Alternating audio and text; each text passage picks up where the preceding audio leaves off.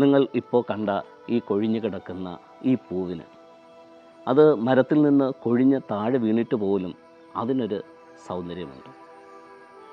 അങ്ങനെയാണെങ്കിൽ ഈ പൂവ് ഈ മരത്തിൽ നിൽക്കുന്നത് കാണുമ്പോൾ, അതിങ്ങനെ കൊലകൊലയായി പൂത്ത് പന്തലിച്ച് നിൽക്കുന്നത് കാണുന്നതിന് അതിന് പ്രത്യേക ഒരു മാസ്മരിക ഭംഗിയുണ്ട്. ഓരോ ചെടികളിലുള്ള പൂവുകളും അതിന് പല പ്രത്യേകതകളുണ്ട്. മണത്തിൽ, ഗുണത്തിൽ, സൗന്ദര്യത്തിൽ, അതിൻ്റെ നിറത്തിൽ, ഓരോന്നിനും ഉള്ള സൗന്ദര്യം വെവ്വേറെയാണ്.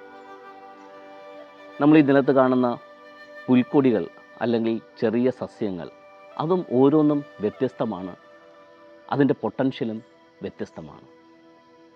അങ്ങനെ ഓരോ ചെടികളും, ഓരോ മരങ്ങളും, ഓരോ ജീവജാലങ്ങളും അതിൻ്റെ ദൗത്യവും അതിൻ്റെ ഭംഗിയും അതിൻ്റെ ഉപയോഗങ്ങളുമെല്ലാം വ്യത്യസ്തമായി കിടക്കുന്നത് നമ്മളിങ്ങനെ ആസ്വദിക്കുവാൻ തുടങ്ങുകയാണെങ്കിൽ, അതിൻ്റെ മാസ്മരികമായ ആ ഒരു സൗന്ദര്യവും അതിൻ്റെ ഈ പ്രകൃതിയുമായിട്ട് ഇണങ്ങി ജീവിക്കുന്ന ആ ഒരു കാര്യങ്ങളൊക്കെ നമ്മൾ മനസ്സിലാക്കുമ്പോൾ എന്തോരം പൊട്ടൻഷ്യലാണ് ഇതിലൂടെയൊക്കെ നമുക്ക് അത് പകർന്നു നൽകുന്നതെന്ന് നമുക്ക് മനസ്സിലാവും. ഇതുപോലെ നാം ഓരോ വ്യക്തികളിലും നമുക്ക് വ്യത്യസ്തമായ പൊട്ടൻഷ്യലുണ്ട്. ഓരോ വ്യക്തിക്കും അവരുടേതായിട്ടുള്ള ആന്തരിക സൗന്ദര്യമുണ്ട്. പലപ്പോഴും നമ്മൾ ആസ്വദിക്കുന്നത് നമ്മുടെ ബാഹ്യമായ സൗന്ദര്യത്തെ മാത്രമാണ്.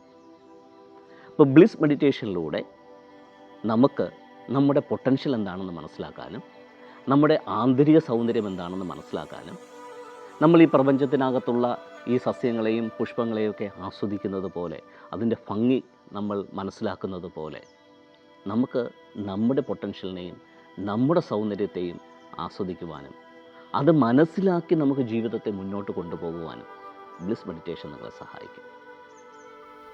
മതത്തിൻ്റെ അതിർവരമ്പുകളില്ലാതെ, ഉപാധികളില്ലാതെ ആ ഈശ്വര ചൈതന്യത്തെ ആസ്വദിക്കുവാനായിട്ട് നിങ്ങളേവരെയും ഈ ബ്ലിസ് മെഡിറ്റേഷനിലേക്ക് ഞാൻ ഹാർദവമായി സ്വാഗതം ചെയ്യും.